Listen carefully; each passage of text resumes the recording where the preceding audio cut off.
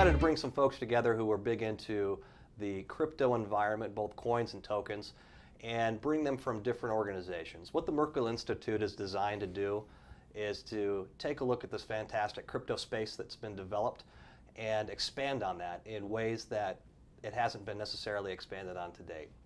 So throughout a lot of these videos that you'll have a chance to watch, you'll see different people from different areas. Like myself, my name is Jeff Lewandowski. I'm a current partner with Andrew Reese Consulting, which specializes in customer experience and other large organizational strategy and implementation concerns. Along with me, with Brett Blackman, who is the owner of many different corporations. One of them in particular in HealthSplash is designing around a blockchain solution with healthcare. I'll turn it over to Brett so he can introduce himself. Yeah, my name's Brett Blackman. Been an enthusiast of the blockchain Bitcoin community for 2012, 2013. I've been friends with Jeff for a long, long time. And we just, kind of came up with this concept with Merkle, trying to create the ability to create a bridge between the blockchain and crypto community that was created for the last 6, 7, 8 years, and move them more into mainstream everyday people, as well as the enterprise solutions, the Fortune 50s, 500s, and 1000s, and bridge that gap, because at the end of the day, blockchain is going to totally change the way the world works. But the everyday user doesn't really need to know how it works, but they need to know how it functions. Very similar to the way the internet works with ISP servers and DNS servers. You don't really care as long as when you go to Google or you go to a browser and you click a button, it takes you to the website. You don't care the inner workings of what the internet does, and that's exactly what's going to happen inside of blockchain. You don't really care exactly how blockchain works as long as you know that it works. And now we've got to take it from all those that absolutely care how it works all the way down to the people that just want to use the end product. And that's what we're here to do. That's fantastic. So we decided that towards the tail end of last year, Brett and I have known each other for a while, and taking a look at different things that blockchain can do, we just got more and more excited about it based upon our histories, the things that we enjoy, and how we do consulting work throughout a lot of different companies. And so looking at what was available in all the spots online, reference material, we know that it's the Wild West right now. And thinking about all the material that's available, we wanted to make sure the right material was there. It's kind of education.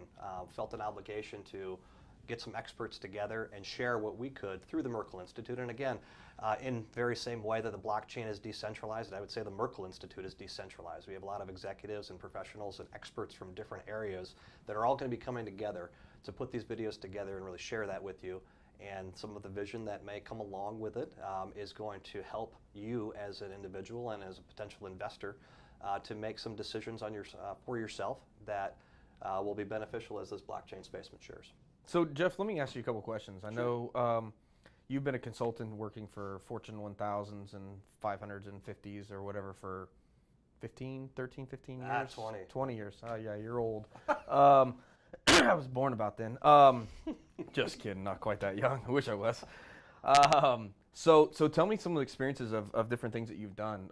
Maybe companies. I know at one time, way back in the day, you kind of cut your teeth on some technology that had never been done before.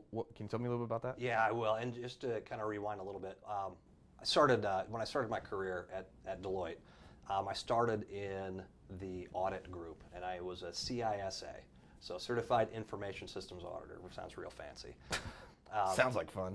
Yeah, and what I did for about a year it's called audit support work. So you go in and you test the controls of an organization to make sure that when the auditors, the financial auditors, are looking at, let's say, a stack of invoices, that as opposed to having to go through 200 invoices, they only have to go through 20 if the controls are in place. I figured out real quick that I would rather build things than actually look at what somebody else built. And so I moved from the audit side of Deloitte to the consulting side. And this is back during the ERP days. And it slowly started to transition in the late 90s to the internet era. And so I was able to see some really cool technologies and able to build things, and that really kind of tripped my trigger in a positive way, where I got into customer service activities and applications, and from that point really kind of cut my teeth in consulting. We then really started to branch out in about 2004, and myself and a couple other senior folks from both Deloitte and Accenture started a company called Andrew Rees. And we started in the customer experience realm.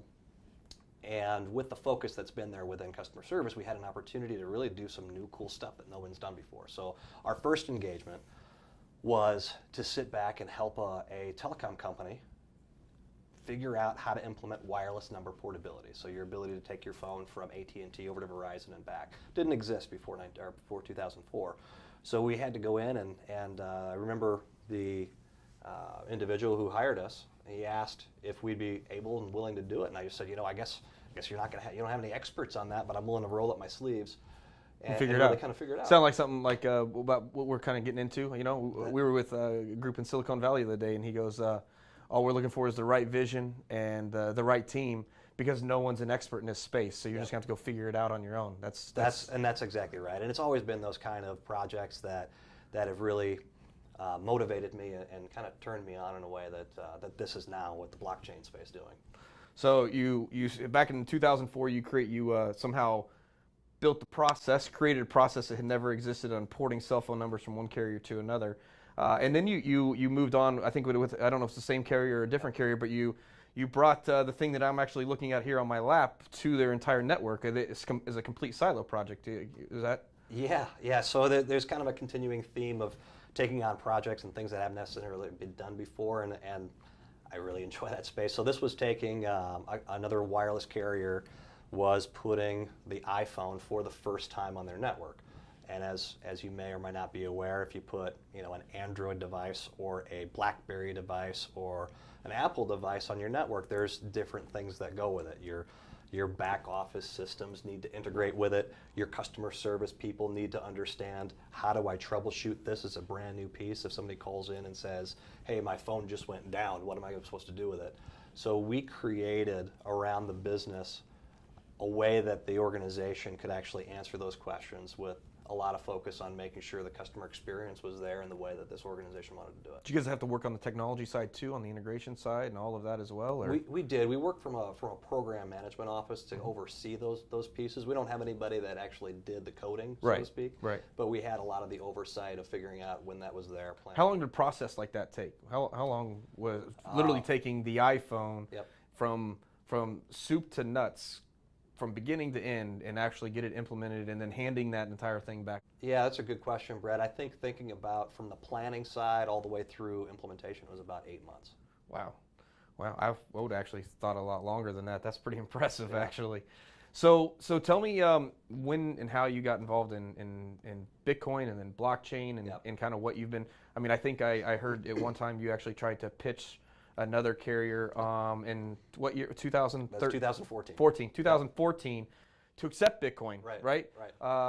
As a national carrier, they're probably kicking themselves in the butt right now. That would have been their Alibaba of Yahoo for Yahoo, right? I recently just sent that COO a version of that deck and said, hey, what if this would have happened?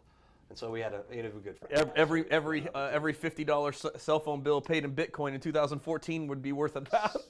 Especially if they held on. Could you imagine what $20,000 a month is what people would have been paying? Yes.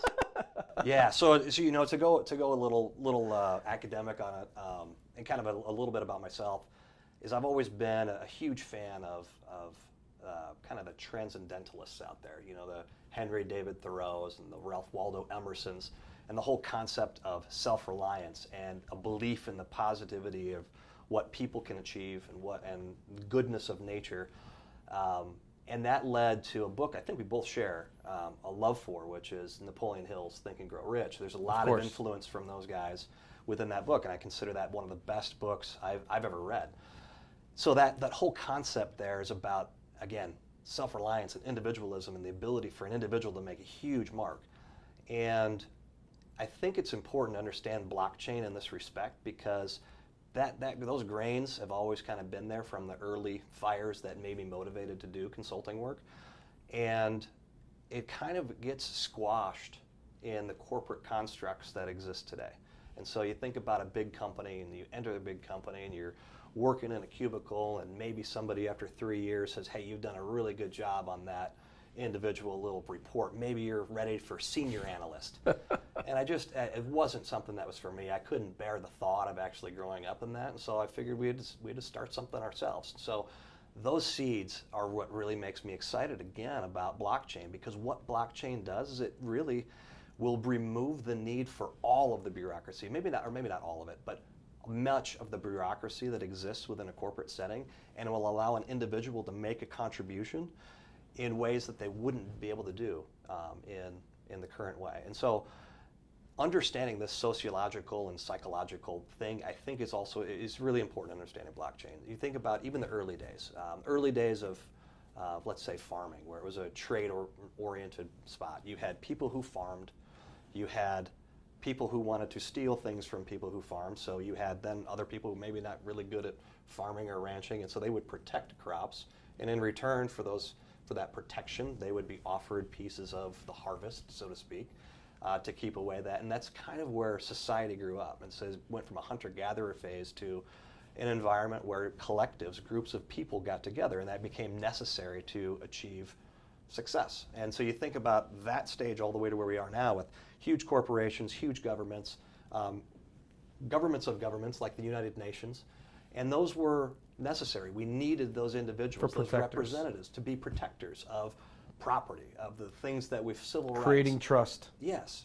And so blockchain, when you really break it down, is an ability to kind of go back and get those individual contributions the most that we can without having to worry about that intermediary, so to speak, that's there to protect us and make sure that well, the protectors became the protectors and those that we're supposed to trust. Yeah. As they gain more power, continue to be more greedy and not true protectors for the true cause, which is what they were originally put in place for. Yeah.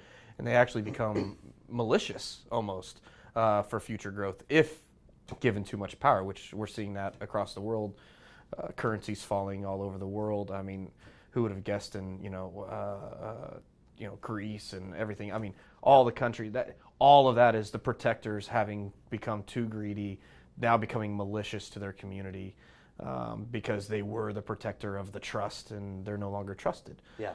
So this will create a worldwide trust system. Yeah, no, that's just, I mean, take a look at all the surveys that are out there. You know, you take a look at what the survey of trust in media. So right. Trust in media has gone down substantially. And here, the term fake news, everybody's accusing everybody of fake news. Doesn't matter what channel you're on. Everybody's got fake news. And it's being reflected in people's ability to actually look at that, digest it as truth. And that's been one of the things that's been the protector of truth. So if right. you can't trust that, the same thing with government. Trust in government has gone down precipitously. Trust in banks has gone down precipitously, and that goes back to the financial crisis, right? So you take a look at the financial crisis of 2008. You got the government bailouts, essentially the taxpayer-led bailouts. You have Cyprus, which if you don't know the story about Cyprus, it's where... That is when Bitcoin got a roll. Yeah, absolutely. Huge spike in Bitcoin when Cyprus went out. Basically, all the banks that the citizens of Cyprus had their money in just said, you know what, you're getting a haircut. You're not getting your money is not your money. And that was the original, the banks were created because of this need for trust. So, you know, the original days of banking, you were carrying gold and silver. You didn't want to lug this heavy metal around in places. And if you had it in your house, same thing with the crop story, you had this money in your house, it could be stolen. So let me put it somewhere safe. You took it to a guy who had a vault. The guy basically charged you at the time to store money there versus the way it is today where they try to pay a little bit. I guess that's arguable. But what ended up happening was, you know, you've got your gold there. If you need your gold, you go and you deposit it. If you need to get it back, you go to them and get it back. And then what started happening was the bank said, hey, listen, that's a lot of metal to lug around. How about I just write you a little IOU slip? IOU, gold. 10 bars of gold. And I'll give it to you in 10. And that way, when you go to make trade for feed for your cattle, you can just give this little piece of paper versus coming to visit me every time. This is the origin of paper money. It's absolutely funny that you bring that up. It kind of leads in that a lot of people probably don't even realize, but the last time there was an ecosystem similar to what we're seeing with blockchain and cryptocurrencies, was when banks of the 1800s could actually issue their own currency through state licensing. And you had arbitrage from one bank to another bank, from one state to another state, and it created where, in today's world, what you would know if you were to go look at it and you're thinking, I don't even understand how this works. Bitcoin can be $14,000 on GDAX, but it could be $22,000 on over in Korea, or if you go to local Bitcoin, it could be $26,000. You're going to go buy Bitcoin from some guy, and it's harder to get. The 7,200 exchanges, almost 7,300 exchanges. More exchanges than there are cryptocurrencies. Which is crazy. There's more exchanges than there are cryptocurrencies. So yet, I can literally take one coin and just continuously move it. If there was actually an efficient way to do it, I could make 10, 20, 30% just by moving from the same asset value of storage from one exchange to another, and that's what people are willing to pay. Well, that happened in the banking and currency system inside of the United States back in the 1800s, and a lot of people don't even realize that. No, absolutely. Well, I know to wrap this up, we're going to try to keep these short. This is our first video, so we're going to try to keep these shorter into smaller blocks, so you guys can really drill down in exactly what's most important to you. I know we talked about doing this more often, where we're actually going to do hopefully a live feed at one point in time, do a live feed and then break those into smaller clips throughout. And what kind of things are we going to talk about through Merkle, and what do you see us talking about over the next couple of weeks? Yeah, I think as this conversation went, we'll probably go a little bit free form. I'm sure. Of course, we don't it's have the a best choice. place. But we want to get down. We want to help again. The whole point of the Merkle Institute is to provide an education to folks. We're huge believers, and a big part of being a believer in something is being able to teach it. And so we want to make sure that we bring as many people to this new and incredibly exciting space that we can. And so the Merkle Institute is going to talk about what is blockchain. Just kind of boil it down, because there are a lot of questions, and I know that if my holiday discussions have any reflection of yours, or anybody else's is probably watching this. Right, breaking this down and making sure that people understand that. And then as part of that, what's the difference between a currency, a coin and a token? What are smart contracts? How can you implement it in existing businesses today to become more efficient? Where do we think some of those areas are going? What are our favorite coins and tokens? How is your company utilizing this in its business, and where it's going in the future? So there'll be a lot of topics similar to that, and I'm sure as the daily news chain around blockchain changes, we'll have an opportunity to speak about that and bring what we can in terms of our understanding and experience to everybody who has an opportunity to listen. Well, fantastic. Well, hey, I appreciate it. Thank you for coming on today, and hopefully, I know we're talking about having a lot of different enterprise C-level executives maybe coming in and doing some interviews, as well as maybe just Bitcoin and blockchain enthusiasts coming on and talking with us, and hopefully a little more relaxed atmosphere. As you can tell, we're just here to have a good time. We'll hopefully learn a little bit. But appreciate you coming on today. Absolutely. And stay sexy, Overland Park. You're cracking me up, bud. Have a good day.